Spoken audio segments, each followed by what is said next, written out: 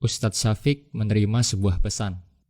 Pesan yang berisikan video renungan tentang wabah yang sudah masuk ke negeri kita lebih dari 2 pekan. Beliau mengajak kami untuk menyebarkan video ini dengan harapan rakyat Indonesia lebih sadar diri. Khususnya bagi mereka yang menganggap enteng wabah ini, yang mengatakan, "Gak masalah, aku masih muda dan kuat. Semua orang berlebihan. Setiap penyakit pasti ada obat. Ngapain takut sama corona? Takut aja sama yang punya akhirat." Saudara, simak videonya, ambil pelajaran darinya, dan sebarkan ke keluarga, kerabat, dan teman-teman Anda. Ini dia videonya.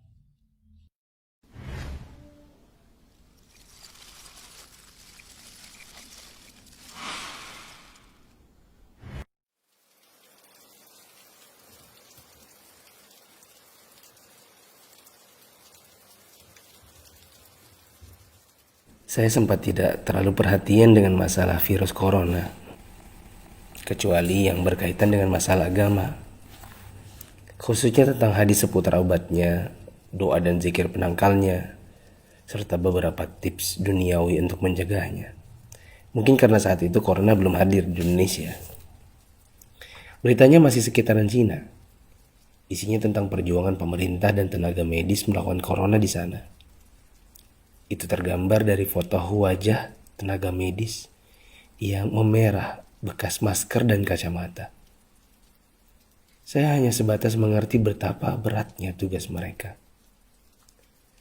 Saya sempat jengkel saat melihat video warga Iran yang menjilati pagar kuburan dan membaca tulisan tentang rakyat Italia yang dinilai sangat meremehkan. Tapi itu pun hanya sambil lalu karena positif pertama di Indonesia pun belum kedengaran. Tanggal 2 Maret 2020 yang ditakutkan pun terjadi.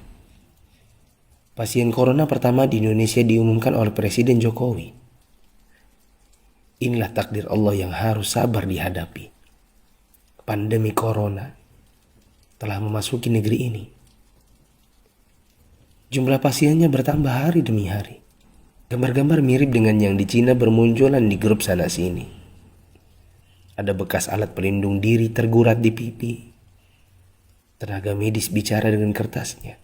"Kami kerja untuk kalian, mohon kalian tetap di rumah untuk kami." Ada juga yang bunyinya, "Haus, ingin minum, tapi gak berani." Seorang dokter yang sudah sepuh dalam balutan baju perang seolah berkata, "Jikapun ajal datang, tidak mengapa. Karena raga yang sudah tua ini memang harus ikut berjuang, tidak hanya bisa berdiam diri." Ikatan Dokter Indonesia menyampaikan bela sungkawa karena 7 orang dokter di garda depan meninggal. 5 dari mereka wafat karena tertular virus ini. Seorang dokter muda hanya berdiri di luar pagar saat menemui keluarganya karena takut membawa virus dari luar. Meskipun foto ini aslinya dari Malaysia. Ternyata APD medis harganya sangat mahal. Dan sekali pakai saja. Saking krusialnya, para ulama dan ustadz-ustadz yang mumpuni ilmunya sampai mengeluarkan fatwa. Bolehnya tim medis sholat tanpa wudhu, tanpa tayamum. Lantaran pelindung dirinya tidak boleh sembarang dibuka. Tak hanya itu, ada juga fatwa sahnya sholat meskipun ada najis. Karena baju medis ini bukan baju biasa.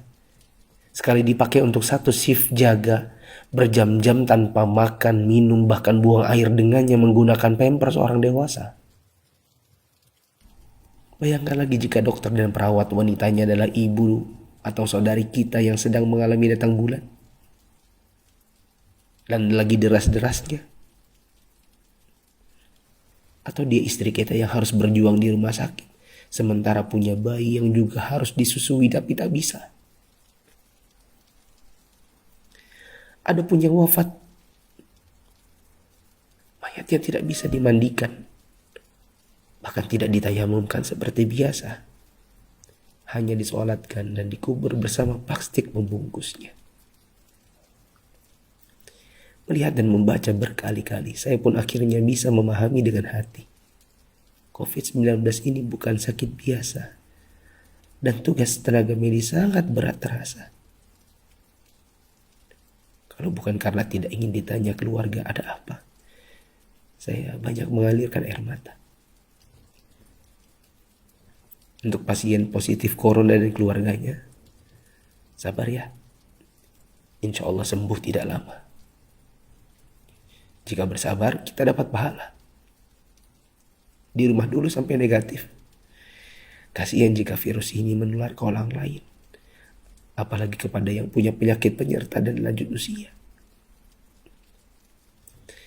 Untuk yang harus keluar dan tidak ada pilihan kedua, semoga Allah memberikan saya dan teman-teman keselamatan dan rezeki untuk keluarga.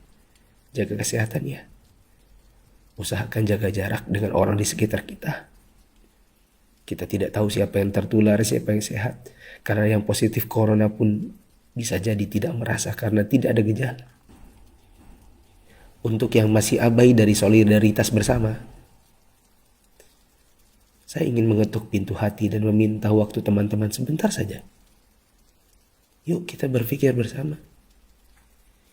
Jika teman-teman menggunakan media sosial atau punya kotak kaca media massa, teman-teman pasti sudah mendengar berbagai penjelasan wabah yang melanda. Pemerintah, dokter, para pakar sudah bicara. Dari wawancara hingga rekaman video HP sederhana. Para ahli statistika mengemukakan data dengan tabel, grafik, dan semua media yang mereka punya. Teman-teman pun tinggal ketik halo di WA COVID-19 dan bertanya dengan input 1 huruf saja. Jika data itu jelimet untuk dibaca, mungkin teman-teman bisa nonton versi kartunnya. Semua tenaga sudah dikerahkan oleh berbagai kalangan untuk membuka mata hati kita. Jika tidak ada waktu untuk membaca, meme korek api pun sudah tersebar di mana-mana. Sampai-sampai ada yang berpikir, mungkin kalau simulasi penularan virus corona ini pakai video game, barulah anak muda yang meremehkan corona akan mengerti dan percaya. Mereka pun membuatkan potongan video gamenya.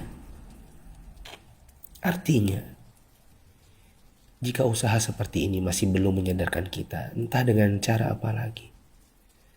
Apakah tongkrongan kita butuh ditembaki dengan gas air mata baru kita mau meninggalkannya? Pemerintah tidak minta uang dari kita. Mereka hanya ingin kita mengikuti arahan mereka. Untuk yang menimbun dan menipu, semoga Allah memberikan teman-teman hidayah dan memaafkan dosa-dosa kita semua. Dan menimbun barang yang dibutuhkan masyarakat saat masa sulit itu termasuk dosa. Rasulullah SAW bersabda, la yahtakiru illa khati. Tidaklah menimbun barang kecuali orang yang berdosa. Terlebih lagi bila menipu dan berdusta. Kami hampir tertipu dengan penawaran masker murah yang tadinya kami akan bagikan gratis kepada orang-orang yang membutuhkannya. Di mana hati kita? Apa kita bisa tertawa saat orang lain menderita? Teman, turunkanlah harganya ke harga normal jika engkau tidak bersedia menggratiskannya. Seperti pahlawan jalanan yang membagikannya. Untuk yang kaya. Kaya yang sesungguhnya itu adalah jika harta itu bermanfaat bagi orang di sekitar kita. Bukan hanya untuk pribadi semata. Yakinlah kekayaan, saldo ATM, rumah miliaran, outfit jutaan, mobil mewah memang membuat kita besar di mata manusia, tapi tidak ada artinya di sisi Allah yang Maha Kaya jika tidak menghasilkan amal dan pahala. Saya mau sumbang jam tangan dan beberapa barang lainnya yang mungkin tidak seberapa jika dibandingkan dengan teman-teman menyumbangkan harta nantinya. Terserah untuk pos dana apa, mungkin masker, mungkin APD tim medis, hand sanitizer, sabun cuci tangan dan sebagainya. Kita harus cintai harta kita ini dan bawa dia ke akhirat. Jangan sisakan untuk dunia. Untuk Bapak Presiden, BNPB, para gubernur, wali kota, dokter, perawat, ustadz, influencers, dan fundraisers, thanks for all you've done. Terima kasih. Jazakumullahu khairan. Semoga Allah balas teman-teman dengan tambahan iman, hidayah, dan pahala. hingga kita semua bisa dikumpulkan Sang Pencipta di dalam surganya. Jika menurut teman-teman ada orang di luar sana yang belum tergerak hatinya untuk punya empati kemanusiaan dalam wabah corona ini, coba kirim ke mereka. Siapa tahu setelah ini mereka bangkit mengerjakan amal kebajikan dan kita ikut dapat pahalanya.